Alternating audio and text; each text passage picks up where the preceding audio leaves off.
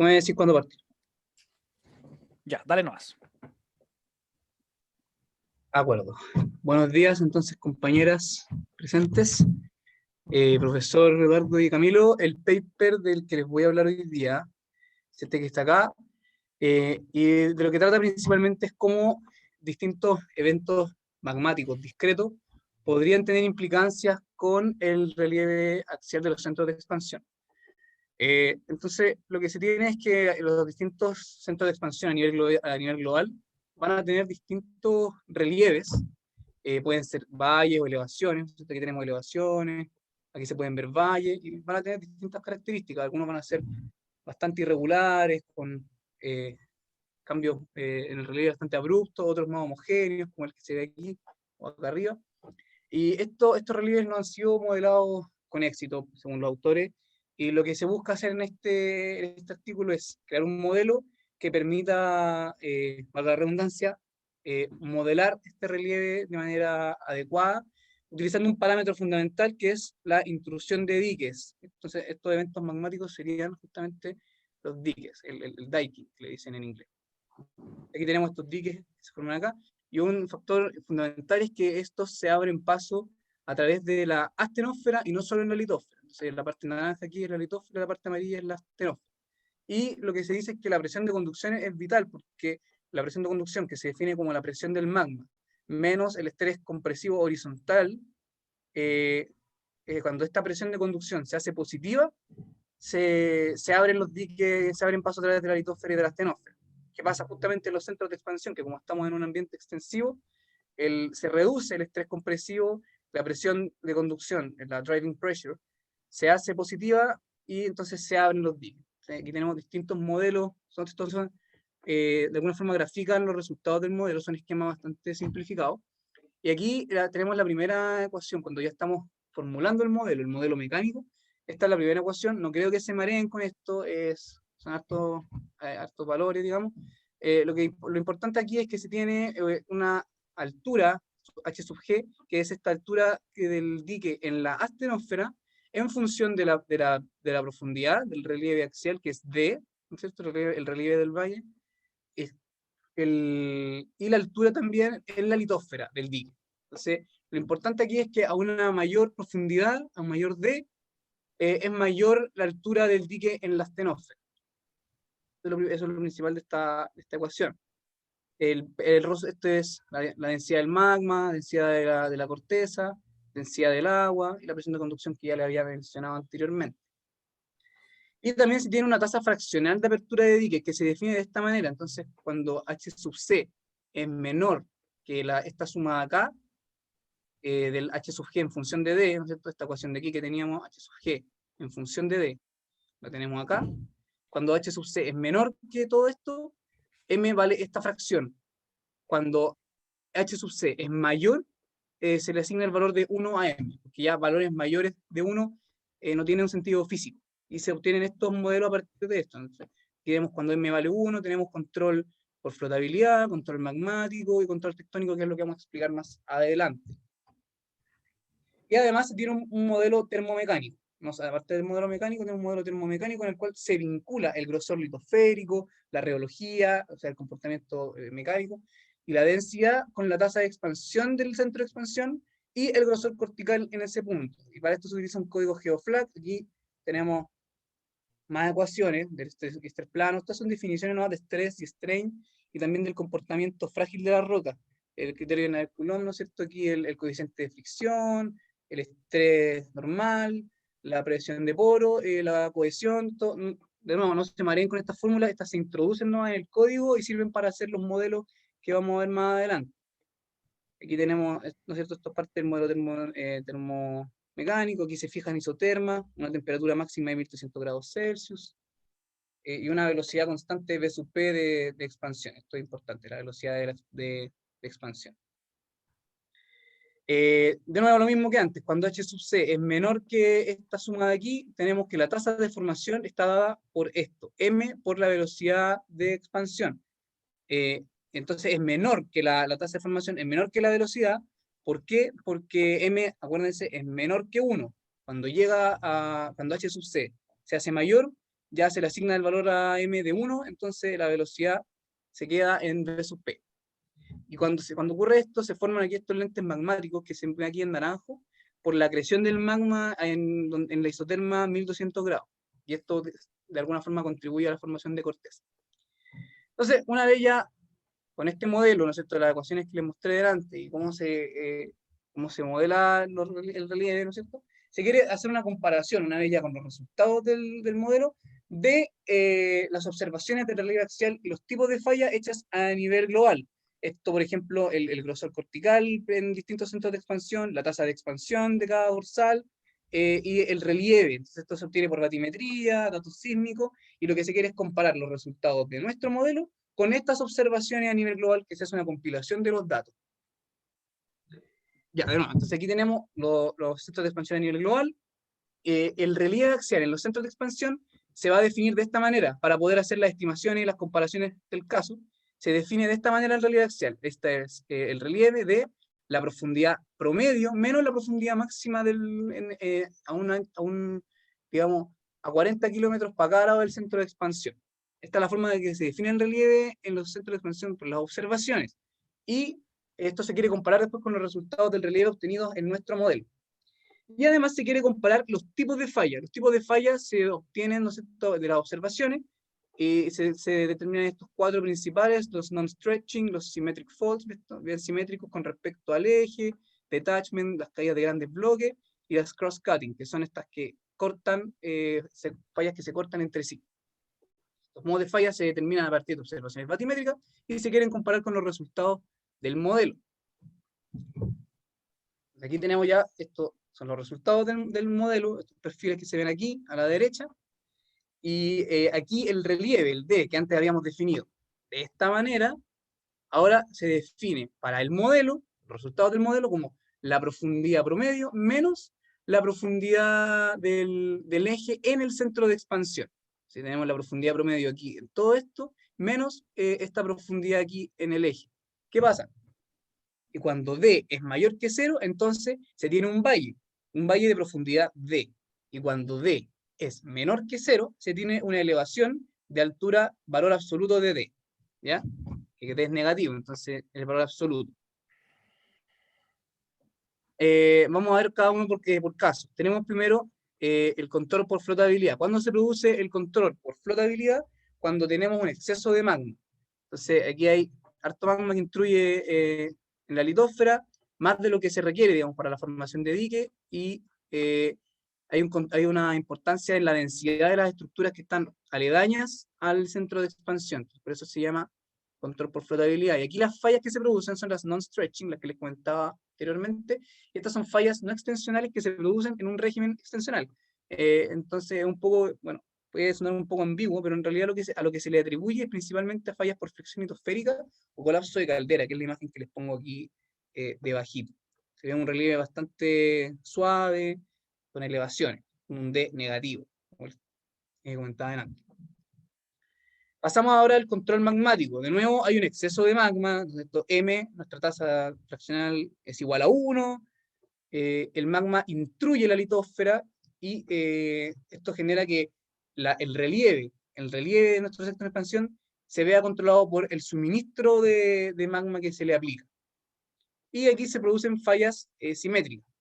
Esto tenemos casi como comillas, un espejo, que son bien comunes en los centros de expansión, con fallas que son, digamos, mantean las dos en dirección hacia el centro de expansión, hacia la dorsal. Después luego pasamos al control tectónico, y aquí el magma ya deja de ser suficiente para, comillas, acomodar la expansión. Entonces para que se genere esta expansión, requiere que se produzcan fallas normales.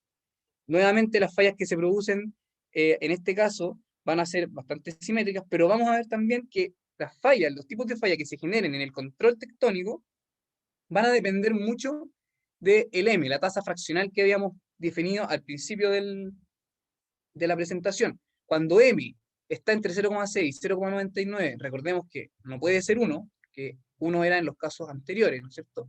Pero aquí ya parece ser menor que 1, entonces cuando está entre 0,6 y 0,9 hay un suministro más o menos medio elevado pero deja de ser, no alcanza a ser suficiente, suministro medio elevado de magma, entonces las fallas que se producen son simétricas. Se fijan aquí, harta simetría en las fallas, casi todas manteando hacia el centro de expansión.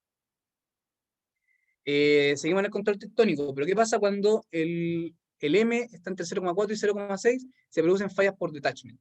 Son estas caídas de bloque aquí bien grandes que se ven acá, fallas normales también, pero ya dejan de ser tan simétricas, ¿no es cierto? El grosor cortical disminuye. Y aquí tenemos, por último, cuando M está entre 0 y 0,4, las fallas cross-cutting. Entonces tenemos aquí fallas que se cortan unas a otras, y eso principalmente con respecto al control tectónico. Entonces recordemos que estas últimas tres, estas simétricas, estas detachment y estas de cross-cutting, se producen por control tectónico. Y estos son unos gráficos que modelan un poco los resultados del modelo. Se tiene aquí la comparación del modelo con la observación. Entonces estos colores de acá, los colores que se ven aquí, son distintas profundidades observadas, ojo, no del modelo, observadas, y las líneas y los puntos son los resultados del modelo. Entonces se puede ver que hay más o menos un ajuste.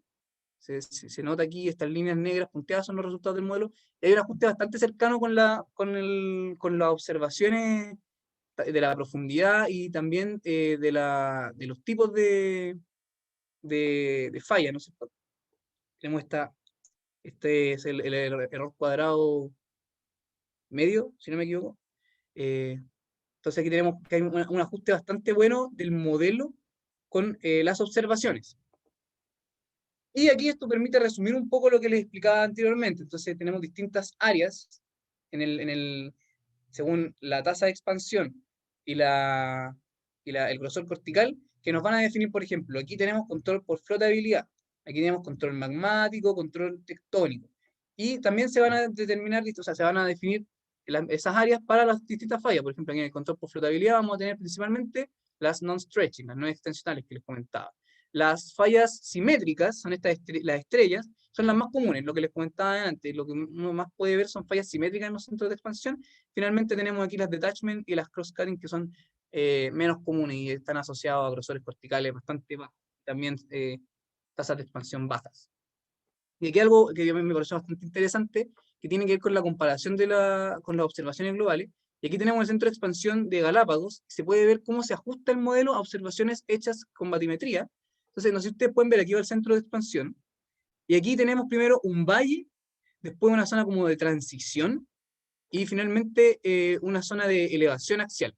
Entonces, aquí se trazaron distintos perfiles, son los que se observan acá, perfiles de relieve, y asignándole los valores similares de tasa de expansión, grosor cortical y velocidad, tasa de expansión y grosor cortical, se obtiene estos resultados. Entonces, esta es la observación, esto dice el modelo, y son bastante, y se ve, no solo se puede ver como una similitud, sino que se puede hasta ver cómo evoluciona este centro de expansión según las observaciones. Se modela incluso la evolución en este sentido, digamos. Es bien interesante, bien bonita esa imagen. Para las discusiones, lo que se busca hacer primero es los efectos de la presión de conducción que definíamos al principio en el relieve axial. ¿Cómo influye la presión de conducción en nuestro relieve? Una vez más, no pretendo que se mareen mucho con estas fórmulas de acá. Lo importante es que se tiene que tener aquí en cuenta, en la ecuación 5 tenemos una relación entre la temperatura y la profundidad. Tz sub 0 se define aquí de esta manera, entonces depende directamente o sea, bueno, es inversamente proporcional a la velocidad a la tasa de expansión. Pero aquí lo importante es que, por ejemplo, cuando tenemos una profundidad igual a 0, esto se hace 1, entonces el T de 0 es justamente T sub S, que es la temperatura ¿dónde? En la superficie.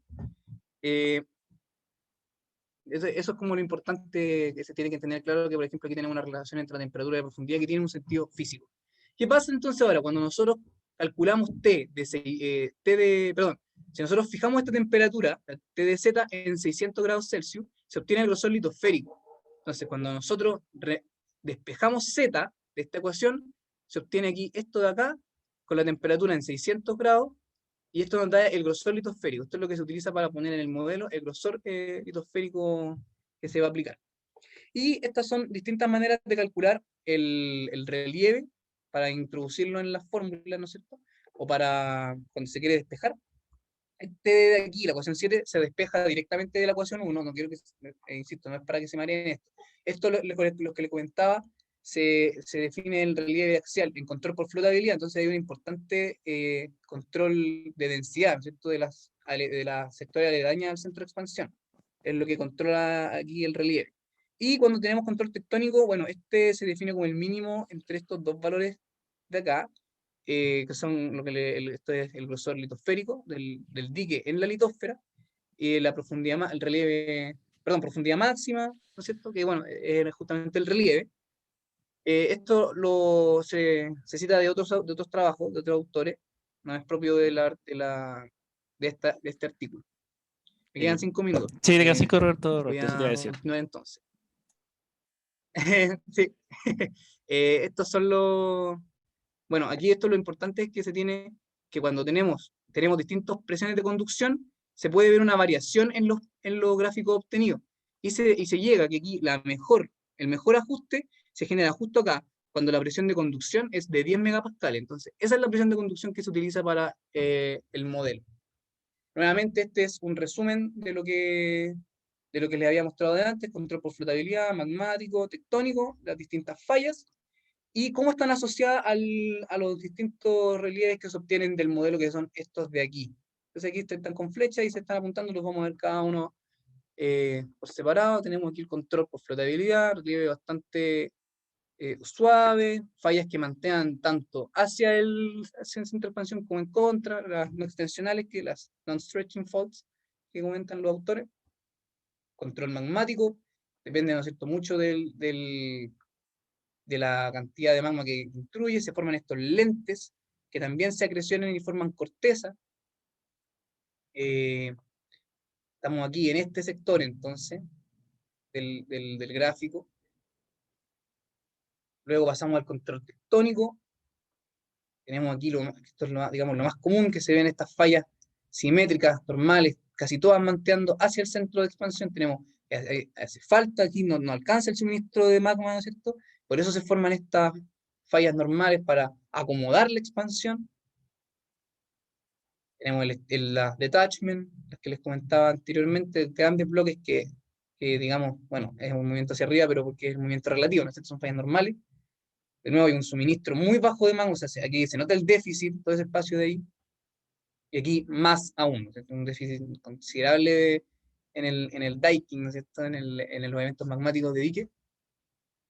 Y las discusiones, o sea, las limitaciones del modelo es que asume una reología fuerte y un comportamiento frágil de la litosfera. ¿Qué quiere decir esto? Que, por ejemplo, la presión de poro se hace muy pequeña o casi nula para efectos del modelo. La presión de poro, acuérdense, la definíamos antes en las ecuaciones anteriores. Y también se ignoran mecanismos que reducen el coeficiente de fricción, que podría ser, por ejemplo, la serpentinización o la reducción del tamaño de grano, y estas podrían provocar fallas que el modelo no considera. El efecto de esto estaría más que nada en la anchura de los valles, no en los límites de nuestro modelo de acá, no en estos límites, no debería influir en eso. Y asume que hay una formación de corteza vía acreción de magma, ¿no es cierto? Esto que les comentaba anteriormente de aquí, estos lentes magmáticos que se forman ahí. Hay procesos hidrotermales en la corteza que se modelan a través de aproximaciones muy simples, que se podrían mejorar, ¿no es cierto?, incorporando la circulación hidrotermal, la deformación litosférica y el incremento del dominio de la profundidad. Este incremento del dominio de la profundidad quiere decir que no, o sea, que se aumenta como el eje Y, ¿no es cierto?, de los perfiles, más profundidad. Y esto, claro, el problema es que los procesos hidrotermales se modelan a través de aproximaciones muy simples.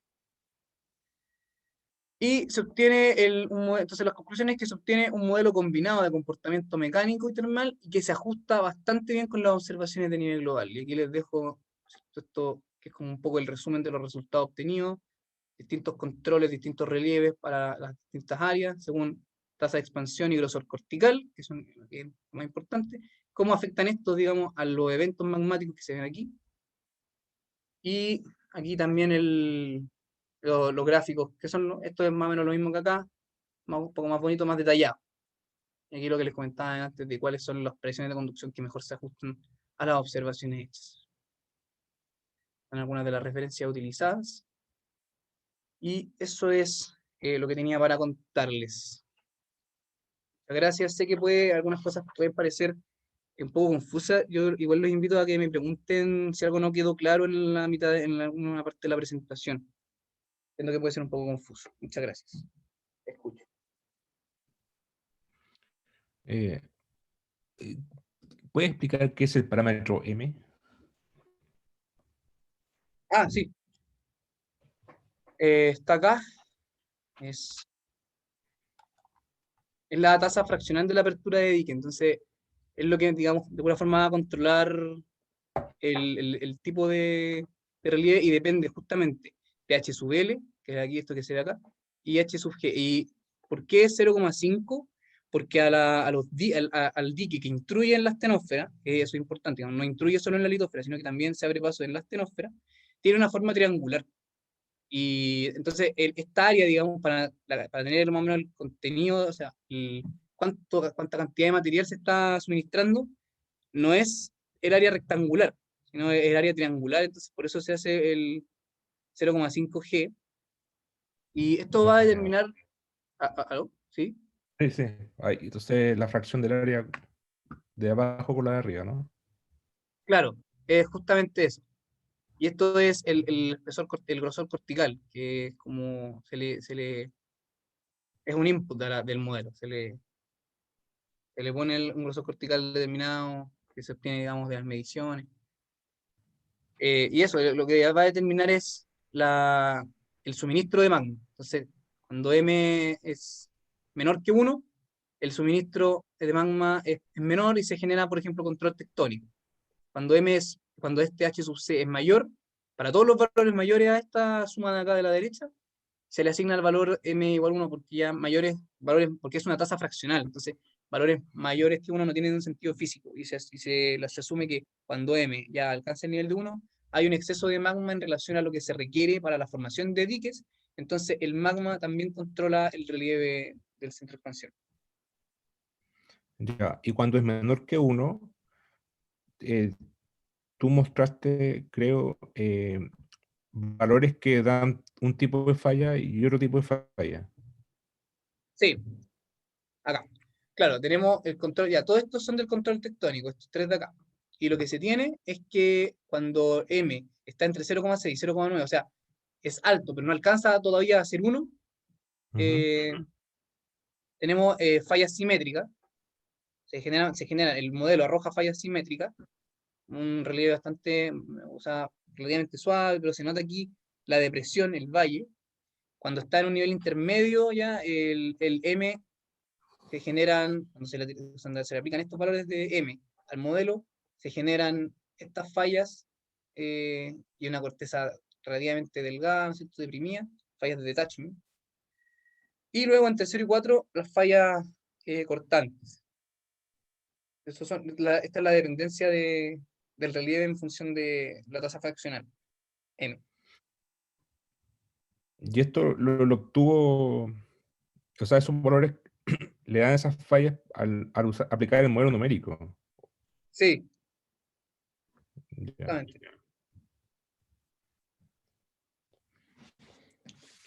Otra pregunta.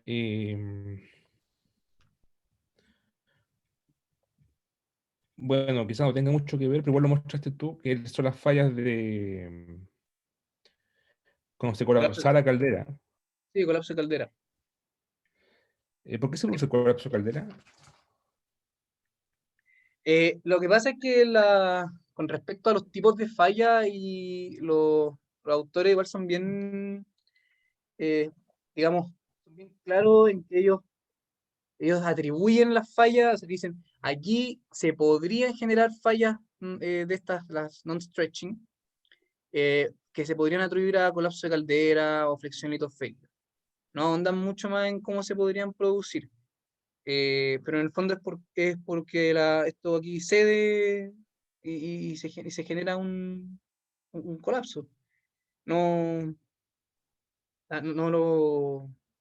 no se ahonda mucho más allá como en por qué se generan, sino que simplemente los autores lo que dicen es, bueno, aquí con este control por flotabilidad, no se producen fallas simétricas, no se producen fallas de detachment, de ninguna de las otras, sino aquí por el relieve que se genera, podrían ser fallas non-stretching, o sea, no extensionales, atribuibles a flexión litosférica o colapso de caldera. No sabría decir en realidad el mecanismo a través del cual se producen los colapsos de caldera en particular.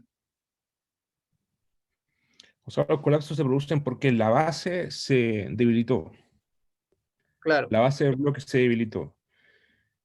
Entonces, me imagino que se cristalizó y que mucha porosidad, no sé. Pero Sí, algo tiene que pasar en la base para que se colapse. puede ser. De hecho, una de las razones, una de las cosas que se dicen en las limitaciones es que aquí el modelo justamente no considera, por ejemplo, los efectos de la presión de poro, porque la lleva casi a cero, se utiliza un valor casi muy cercano a cero, casi cero, o incluso nula.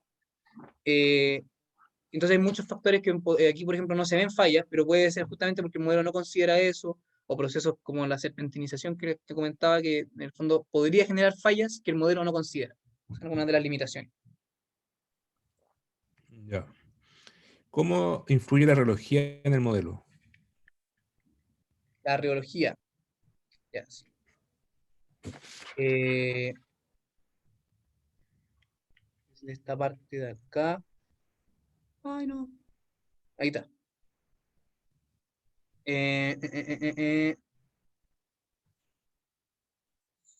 Estrés elástico. Ya.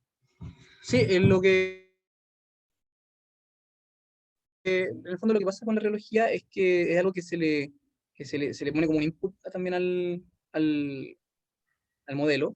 Y aquí se tiene esta constante A, que también es la que se utiliza aquí. Entonces, está asociado como al control más que nada tectónico, el control tectónico, pero no, si específicamente no sabría decir cómo se explica, por ejemplo, esto en función de la reología. No lo que los autores señalan es que simplemente se le hacen como input, se utilizan estas fórmulas y se introducen al modelo, pero no discuten los efectos de la reología. ¿Qué es lo que el de subte? ¿El ancho? No. Todos los D son relieves. Son, ¿no es cierto? Pueden ser profundidades, o sea, valles o elevaciones. Y el D sub M es de relieve en el control magmático, D sub B en control por flotabilidad, y el D sub T el relieve en el control tectónico.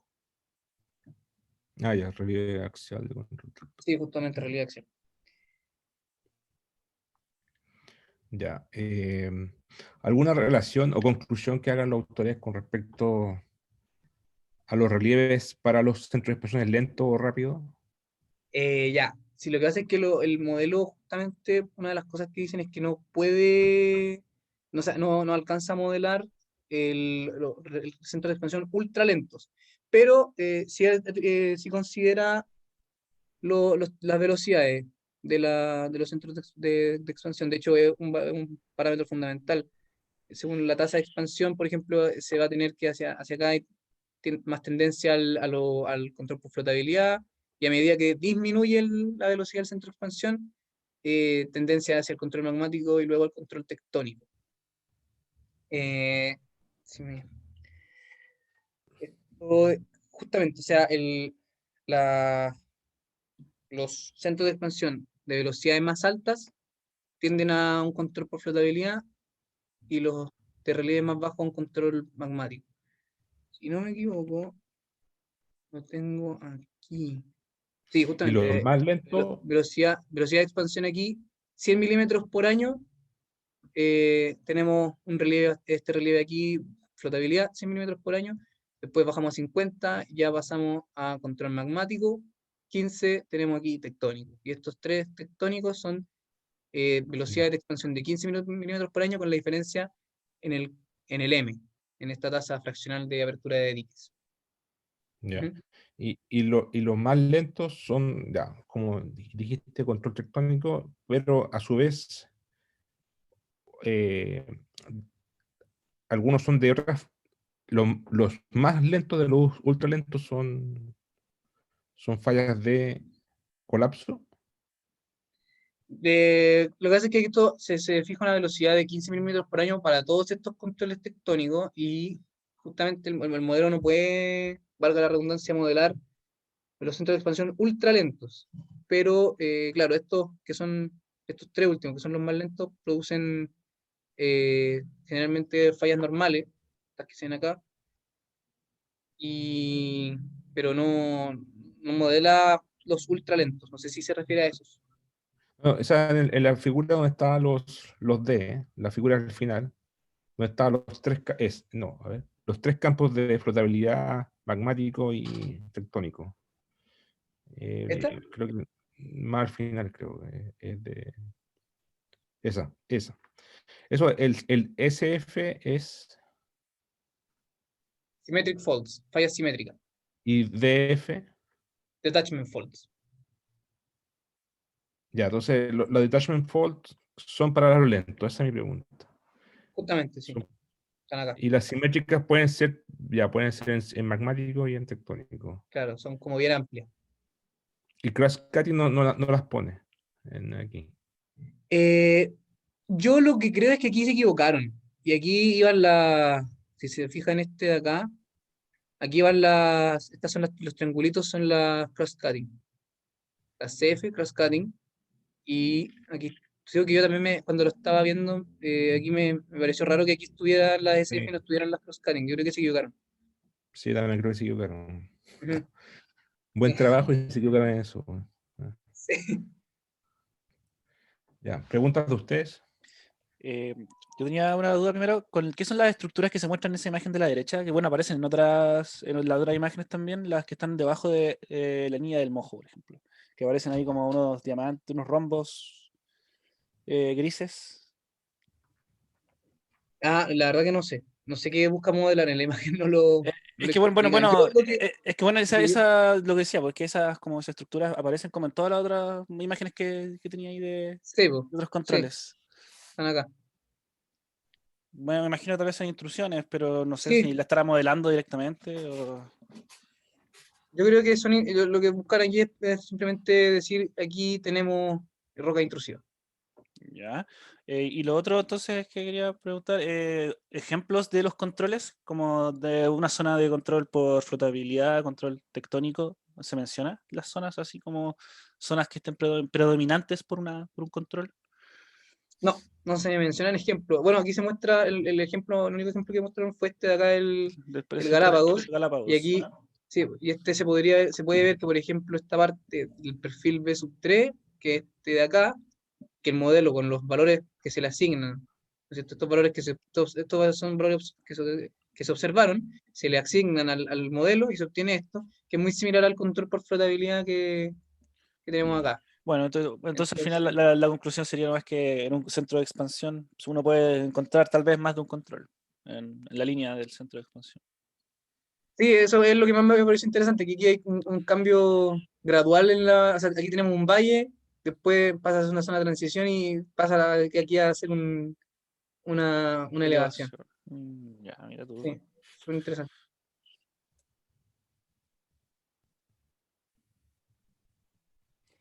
¿Más preguntas?